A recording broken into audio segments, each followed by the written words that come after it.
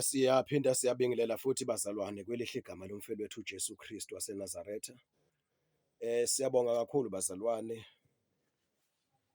Kumnandi bazalwane ukuphila ngezwi lika Baba uNkulunkulu, ukuhlala ezwini lika Baba uNkulunkulu. Elimnandi bazalwane, liyakhulula, liyaphilisa, liyisinkwa, umoya wethu uyasutha ngalo. Ukhohlwa nanokuthi imali ayikho, ukhohlwa ukuthi imali into abantu ebakhathaza kakhulu. So uma unezwi kaNkulunkulu awukhathazwa nendaba yemali. So ubonga nje ukuthi ngidlile, ngimphethe, ubonga uNkulunkulu ngalokho, awukhathazeki ngalutho. So limnandi izwi kaNkulunkulu, linelisa zonke idingo zokuphila komuntu. Siyaqhubeka abazalwane, sizokhuluma ngo-part 3, ama-benefits of the kingdom of heaven, asilindele, esibekele wona. So-ke njengamanje sokhuluma ngo-part 3, benefits, ama-benefits, izinto uJesu ayifundisile. Uma sifunda laphana uMatthew chapter, sofunda uMatthew chapter 10, Matthew chapter 10, lana sikhuluma ngama-rewards. The rewards, ngesingisi kuzwakala kahle, rewards, umvuzo. Kunemivuzo, kunama-rewards esibekele wona ekhaya ezulwini. Abantu bayazihlupha kakhulu ngokusebenza kanzima emhlabeni, ngaphansi kwabanye abantu, besebenzisana nabanye abantu.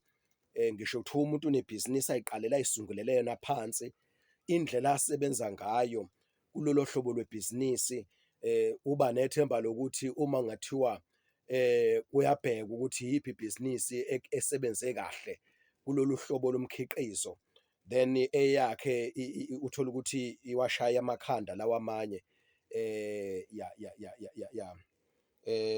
yaphumelela, bese enikezwa i-reward yokuhlonishwa indlela asebenze ngayo. Abantu asebenzisana nabo banothisa ukuthi eyakhe inkampani ihambe phambili. Banaleyo nto abantu emhlabeni. Kodwa-ke ngifisa ukuzokwethula embusweni kaNkulunkulu ukuthi bazalwane, akhona ama-rewards embusweni wezulu. Asilindele, asihlalele bazalwane ekhaya ezulwini, ama-rewards, imivuzo. Maningi amavesi akhuluma ngalokho, kodwa-ke ngeke siwafunde onke. Ake sibheke nje lapha kuqala. Ngiyaxolisa ngithe uMatthew chapter 10, no, ngicela sifunde uMatthew 25. uMatthew chapter 25 uverse 14. Right, sikhuluma ngama-rewards. Benefit number 3. Benefit number 3, right? Benefit number 3 in the kingdom of heaven. Ufundeka kanje: ngokuba kunjengomuntu owathi eyakuhambela kwelinye izwe, wabiza izinceku zakhe, wazinika impahla yakhe. uJesu okhulumayo la. Masifunda siya ngasekugcineni, lapha ngasekugcineni, uzoyifunda le ndaba wehle nayo. Right, uverse 20 bani, ngokuba ilona lowo onakho, uverse 29, ngokuba ilona lowo onakho uyakuphiwa avame, kepha ongenakho uyakwamukwa nalokho anakho. Ngesingisi, for to every person who has something, even more will be given, and he will have more than enough. But the person who has nothing, even the little that he has, will be taken away from him. Enye version leyo. Ake sicheke lana-ke uMatthew chapter bani, chapter 25, i-amplified. Yeah, i-amplified version, verse 28, verse 29. For to everyone who has, in brackets, and values his blessings and gifts from God, and has used them wisely. Yes, values his blessings and gifts from God, and has used them wisely, more will be given. Sikhuluma ngama-benefit ombuso kaNkulunkulu. Ithi inkosi uJesu lana, umzalwane othe, for to everyone who has, that is kusho ukuthi who has, values his blessings, One, ama-blessings, iy'busiso zokomoya uNkulunkulu amnikeze zona lo mzalwane, neziphiwo ezivela kuNkulunkulu, ngakube spiritual gifts, material gift, lokho uNkulunkulu amuphe khona pertaining ukuphila, bese ekusebenzisa kahle ngobuhlakani, ngokuhlakanipha, lo mzalwane uyonikezwa, more will be given, and he will be richly supplied to that, so that he will be richly supplied, so that he will have an abundance. Uyomukeliswa ngokuphindiwe, ngokucebileyo, ngokuchichimayo.